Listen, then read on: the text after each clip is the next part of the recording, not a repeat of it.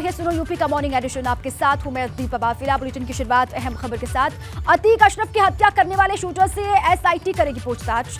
SIT ने तीनों shooter से जेल में पूछताछ के लिए कोर्ट से अनुमति मांगी है, परमिशन मांगी है। एसआईटी ने प्रयागराज की सीजेएम कोर्ट में दाखिल की है अर्जी। प्रतापगढ़ जेल में बंद हैं शूटर्स लवलेश, सनी और अरुण मौर्य। हत्याकांड के अनसुलझे जो सवाल हैं उनका जवाब तलाश करने की कोशिश है। एसआईटी सनी सिंह को पूछताछ करेगी एसआईटी, और साथ ही मोबाइल का इस्तेमाल नहीं करता था तो कैसे दूसरे शूटर से वो बातचीत किया करता था, इसके बारे में भी जानकारी जुटाएगी। जितेंद्र गोगी गैंग के किस गुर्गे ने सनी सिंह को जिगाना पिस्टल दी थी? जिगाना पिस्टल अगर गोगी गैंग से मिली थी तो गिरसान पिस्टल कहां से आई? वारदात में इस्तेमाल हुई देसी पिस्टल का इस्तेमाल किसने किया? सनी सिंह का ब्रेन वॉश करने वाला कौन है, इसके बारे में भी पूछेगी एसआईटी। और साथ ही फर्जी आधार कार्ड क्यों और कब बनवाया गया, इसके बारे में भी जानकारी जुटाई जाएगी। फर्जी आधार कार्ड बनने में कौन लोग मददगार थे? डमी, वीडियो कैमरा और चैनल की माइक आईडी कहां से इनको मिली थी? अतीक और अशरफ हत्याकांड के पीछे कौन शख्स है, इसका जवाब भी तलाशने की कोशिश करेगी। ये वो अहम सवाल हैं जिनका जवाब अभी तक नहीं मिल पाया है। सूत्रों के मुताबिक एसआईटी मौके से पकड़े गए तीनों शूटर्स के नार्को लाई डिटेक्टर टेस्ट की भूमिका तैयार कर रही है।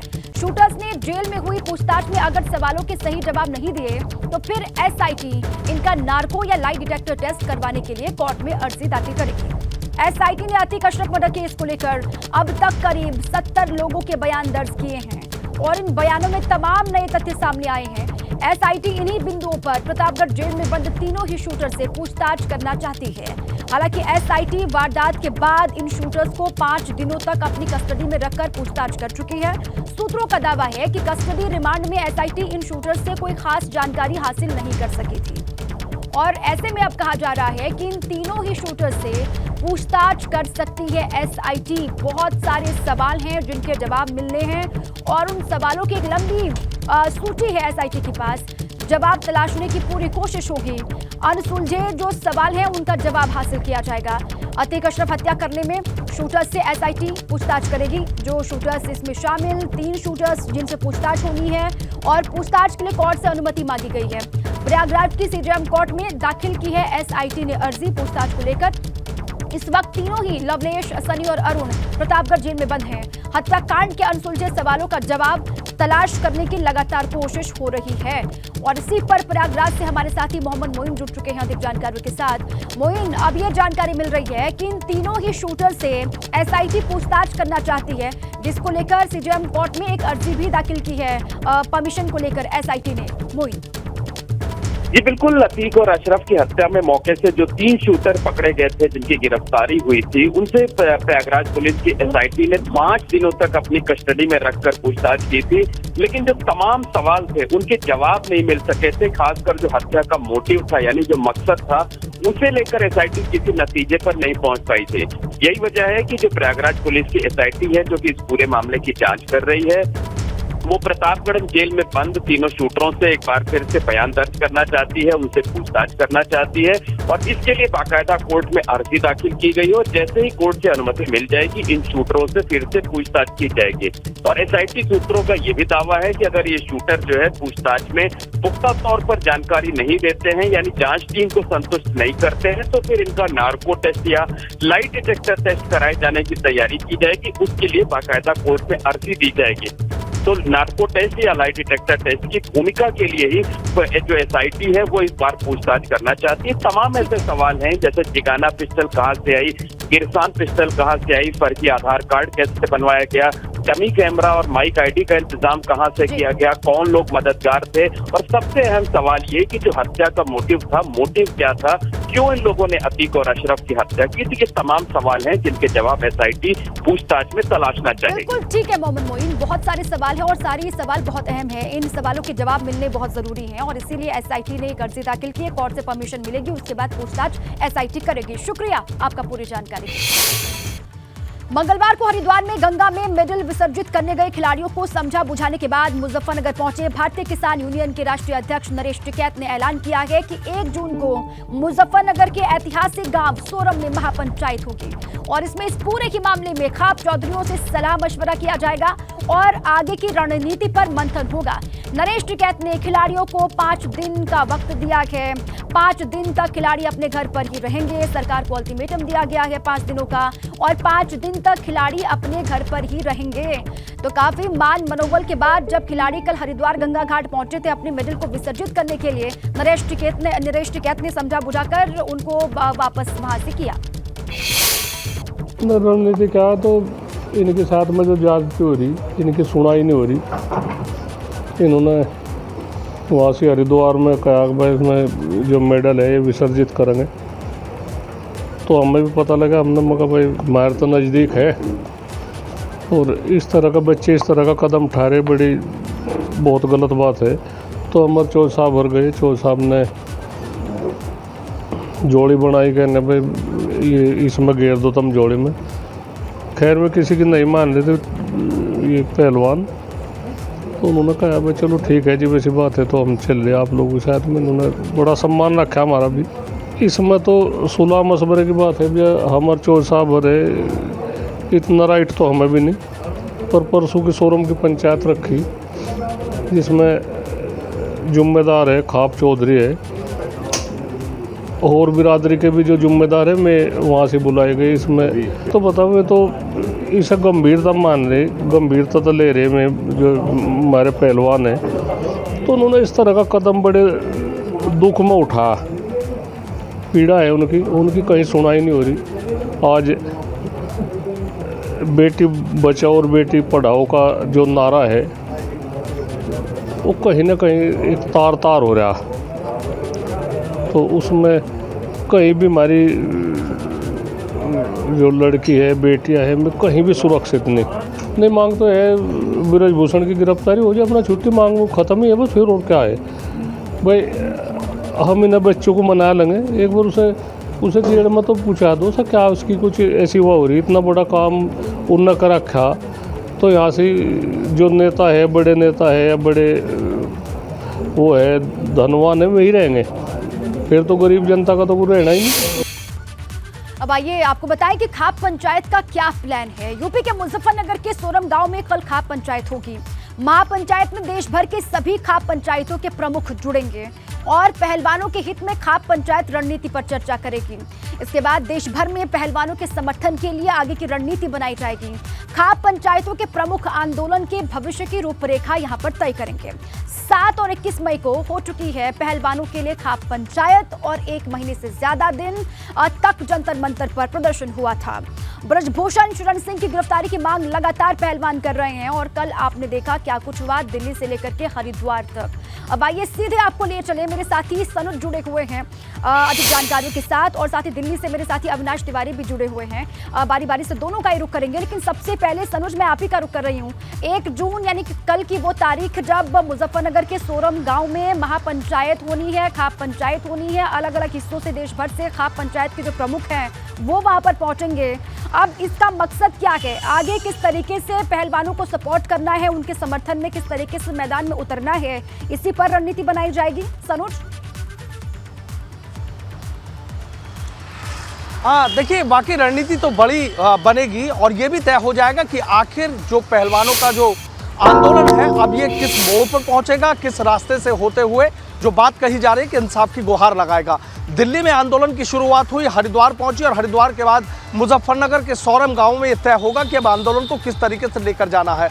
इतना ज़रूर साफ है कि जो भारतीय किसान यूनियन के अध्यक्ष हैं नरेश टिकैत, उन्होंने साफ कर दिया है कि आंदोलन भी होगा, सरकार से भी जवाबदेही की जाएगी, और जो तमाम जनप्रतिनिधि हैं, मुजफ्फरनगर के सांसद हैं डॉक्टर संजीव बालियान, उनसे बात की जाएगी, और उसके बाद जो आपके बागपत सांसद हैं डॉक्टर सत्यपाल सिंह, उनसे भी बातचीत की जाएगी, कैराना के सांसद हैं उनसे भी बात की जाएगी। तो तमाम जिस तरीके से खापों ने एक नए इस आंदोलन को मोड़ देने की तैयारी कर ली है कि तमाम जनप्रतिनिधियों से बात करेंगे, सरकार से भी जवाब पूछेंगे कि आखिर इन बेटियों का और इन पहलवानों का आखिर कसूर क्या है। यानी जो सोरम गांव में कल महापंचायत होने जा रही है जिसमें तमाम मुखिया जुटेंगे, तो हमेशा सोरम के लिए कहा जाता है कि सोरम से जब भी कोई महापंचायत खाप के मुखियाओं की होती है तो वहां से बड़े आंदोलन की शुरुआत होती है, बड़ा आंदोलन किया जाता है, बड़ी रूपरेखा तैयार की जाती है, और कोई बड़ा निर्णय वहां पर जो खाप है वो ले सकती है, और वो बड़ा निर्णय क्या होगा इस पर सबकी नजरें टिकी हुई हैं। आप देखिए कि रात रात 12 बजे तक मैं वहीं था।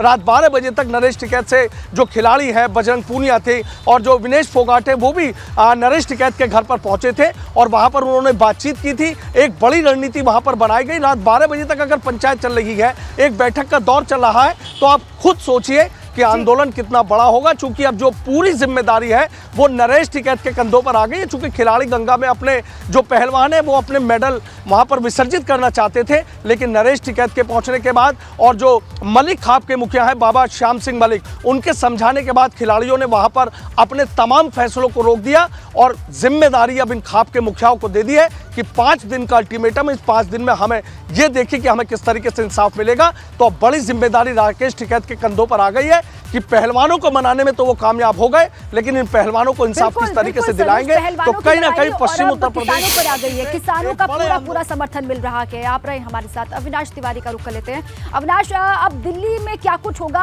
क्योंकि 5 दिनों का किसानों ने सरकार को अल्टीमेटम दिया है कि आप कोई एक्शन लीजिए ब्रजभूषण शरण सिंह पर। कोई एक्शन अगर नहीं होता है तो फिर 5 दिन के बाद नई रणनीति पर काम किया जाएगा। अब दिल्ली में जो पहलवान मौजूद हैं वो क्या करेंगे 5 दिन, या फिर 5 दिन तक वेट एंड वॉच की स्थिति में वो रहने वाले हैं? अविनाश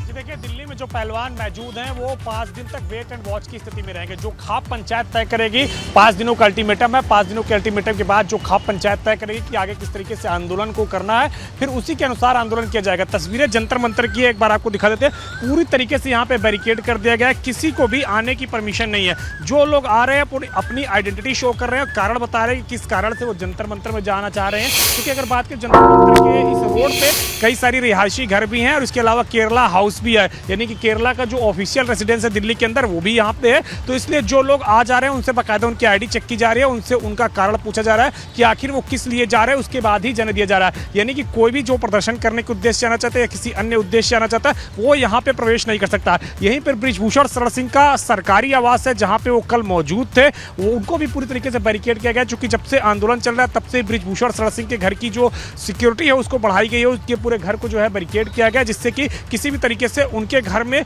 कोई हमला ना किया जा सके, उनके घर में किसी तरीके से अनहोनी ना हो। इसलिए लिहाजा सुरक्षा की दृष्टि से उनके घर को भी पूरी तरीके से बैरिकेड किया गया। लेकिन अब जंतर मंतर में परमिशन नहीं है पहलवानों को प्रदर्शन करने की, तो इसलिए लिहाजा अब जो खाप पंचायत निर्णय लेगा, खाप पंचायत जो तय करेगा, उसके बाद जो पहलवान है या फिर जो तमाम तरीके खाप पंचायत है वो आगे प्रदर्शन करेगी। लेकिन फिलहाल दिल्ली पुलिस ने साफ तौर पर कह दिया कि अब किसी तरीके की इजाजत नहीं है जंतर मंतर में प्रदर्शन करने की। जी बिल्कुल ठीक है। अब दोनों ही जगहों पर नजर है, एक तो दिल्ली पर तो नजर है ही, इसके अलावा मेरठ और मुजफ्फरनगर में भी नजर है कि वहां पर किस तरीके से देश भर से खाप पंचायतों के प्रमुख जुड़ते हैं और वहां से क्या रणनीति नई बन करके सामने आती है और आने वाले वक्त में क्या बदलाव और क्या एक्शन होता हुआ दिखाई देता है या फिर नहीं, इस पर भी लगातार नजर है। शुक्रिया अविनाश आपका और सरोज आपका भी पूरी जानकारी के लिए और बातचीत के।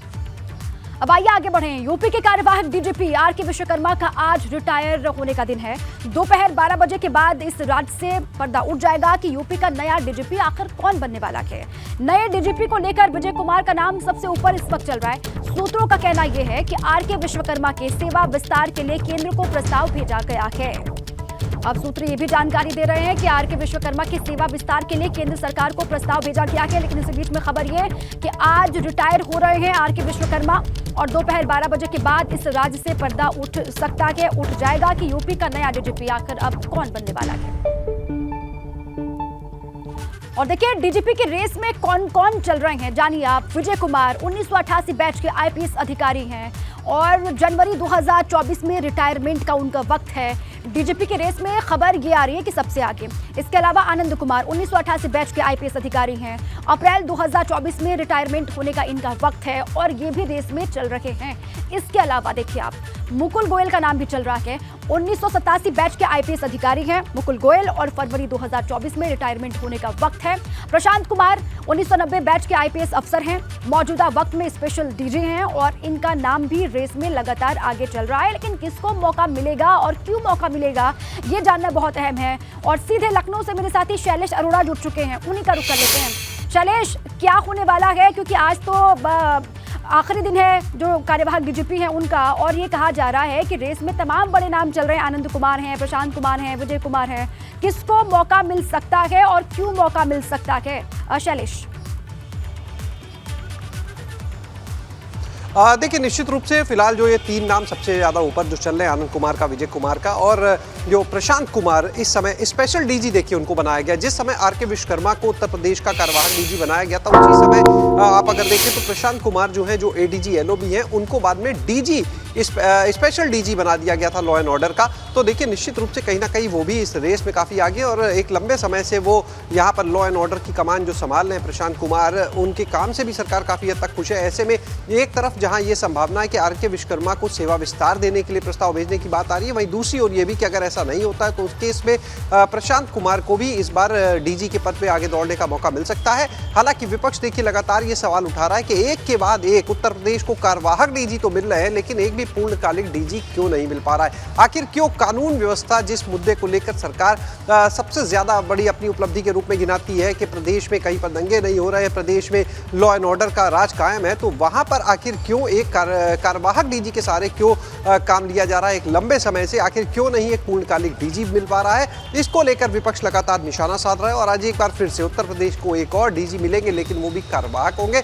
कुछ देर में देखिए जो नाम है उसका ऐलान कर दिया जाएगा और आज ही नाम का ऐलान होने के बाद में जो वर्तमान जो मौजूदा कार्यवाहक डीजी हैं आर.के. विश्वकर्मा, वो अपना चार्ज जिनको भी जिम्मेदारी दी जाएगी उनको सौंपेंगे। अगर नाम का ऐलान नहीं होता है तो उस परिस्थिति में जो उनके वरिष्ठतम अधिकारी होंगे उनको चार्ज देने के बाद, या फिर जो डीजी स्पेशल डीजी एलओ है प्रशांत कुमार, उनको चार्ज देने के बाद आर.के. विश्वकर्मा जो है वो अपना चार्ज छोड़ सकते हैं। बहरहाल कुछ देर में तस्वीर ये साफ हो जाएगी कि आखिर उत्तर प्रदेश की कमान, उत्तर प्रदेश की पुलिस की कमान, कानून व्यवस्था की कमान किसके हाथ में आने वाली है। बिल्कुल ठीक है शैलेश, शुक्रिया आपका और इस खबर पर लगातार नजर बनी हुई है। शुक्रिया पूरी जानकारी के लिए। प्रयागराज से खबर, प्रयागराज में प्रॉपर्टी डीलर आनंद मिश्रा और उनके भाई पर हमला हुआ है। 3 गाड़ियों में सवार लोगों पर फायरिंग और मारपीट करने का आरोप है। मारपीट में प्रॉपर्टी डीलर के भाई अजय मिश्रा गंभीर रूप से घायल बताए जा रहे हैं। आपराधिक मुकदमे की गवाही से रोकने के लिए जानलेवा हमला करने का आरोप है। प्रयागराज के नैनी थाना क्षेत्र में पीएसी कॉलोनी का मामला, 4 नामजद और 8 अज्ञात लोगों के खिलाफ केस दर्ज किया गया है। तो एक बड़ी जानकारी प्रयागराज से है। प्रॉपर्टी डीलर आनंद मिश्रा और उनके भाई पर हमला हुआ। 3 गाड़ियों में सवार होकर के लोग आते हैं, फायरिंग करते हैं, मारपीट करते हैं, ऐसा आरोप है।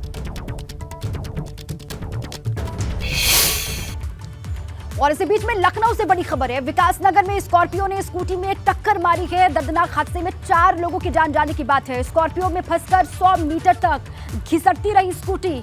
दंपत्ति और 2 बच्चे करीब 100 मीटर तक घिसटते रहे वहां पर। हादसे के बाद भी चालक ने स्कॉर्पियो अपनी नहीं रोकी, ये बात सामने आ रही है। राजधानी लखनऊ से बड़ी खबर, विकासनगर का मामला है। स्कॉर्पियो ने स्कूटी में जोरदार टक्कर मारी और दर्दनाक इस हादसे में 4 लोगों की जान चली गई। स्कॉर्पियो, ये कहा जा रहा है कि स्कॉर्पियो में फंसकर 100 मीटर तक स्कूटी घिसटती रही वहां पर, लेकिन वहां पर स्कॉर्पियो नहीं रुकी।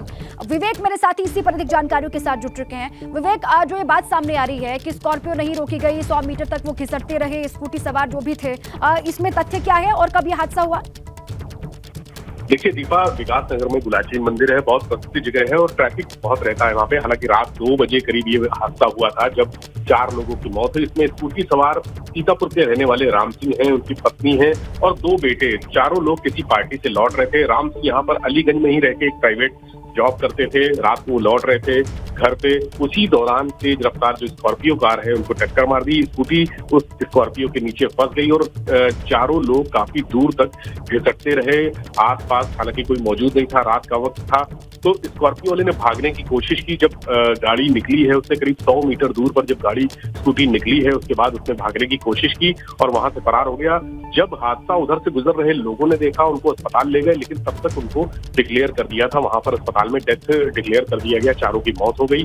पुलिस ने सुबह स्कूटी के नंबर के आधार पर और स्कॉर्पियो के नंबर के आधार पर उनकी पहचान की, क्योंकि रात में कोई दस्तावेज ऐसा नहीं मिला था राम सिंह के पास जिससे पहचान हो सकती, तो उनको अज्ञात में पोस्टमार्टम के लिए दाखिल किया गया। लेकिन सुबह जब उनकी पहचान हुई है तब परिवार के लोगों को सूचना दी गई है। स्कॉर्पियो सवार को भी गिरफ्तार कर लिया गया है, उससे पूछताछ चल रही है उसके पास लाइसेंस था या नहीं था। स्कॉर्पियो जो चला रहा था उससे पूछताछ में बताया कि वो शराब के नशे में भी था। हालांकि बहुत सारी चीजें पुलिस तस्दीक कर रही है कि आखिर हादसा कैसे हुआ, क्या हुआ। विवेक, अभी आप ये अपडेट दे रहे हैं कि स्कॉर्पियो सवार की गिरफ्तारी हो चुकी है, स्कॉर्पियो चालक की गिरफ्तारी हो चुकी है, उससे पूछताछ लगातार जारी है। शुक्रिया पूरी जानकारी के लिए। और देखिए, सीएम योगी ने लखनऊ सड़क हादसे पर दुख जताया है। मृतकों के परिजनों के प्रति सीएम ने संवेदना व्यक्त की है। दुर्घटना में घायलों के समुचित उपचार करने के निर्देश दिए हैं सीएम योगी आदित्यनाथ ने। घायलों के शीघ्र स्वस्थ होने की सीएम ने कामना की है। और 4 लोगों की मौत इसमें हुई। सीएम योगी ने लखनऊ सड़क हादसे पर दुख व्यक्त किया। मृतकों के परिजनों के प्रति अपनी गहरी संवेदना व्यक्त की है। देवरिया से बड़ी खबर है। देवरिया रेलवे स्टेशन से 1 करोड़ 26 लाख के सोने के बिस्किट बरामद हुए हैं। देवरिया पुलिस ने एक महिला समेत 2 तस्करों को गिरफ्तार किया। गिरफ्तार लोगों के पास से सोने के 17 बिस्किट मिले हैं। तस्कर कमर में बांधकर ले जा रहे थे सोने के बिस्किट, ये कहा जा रहा है, और इनको दबोच लिया गया। देवरिया रेलवे स्टेशन से 1 करोड़ 26 लाख के सोने के बिस्किट बरामद हुए हैं और पुलिस ने एक महिला समेत 2 तस्करों को गिरफ्तार किया है। इन तीनों से पूछताछ होगी, दोनों से पूछताछ होगी और गिरफ्तार लोगों के पास से सोने के 17 बिस्किट मिले हैं। तस्कर कमर में बांध करके कहा जा रहा है कि सोने के बिस्किट लेकर निकलने की कोशिश में थे।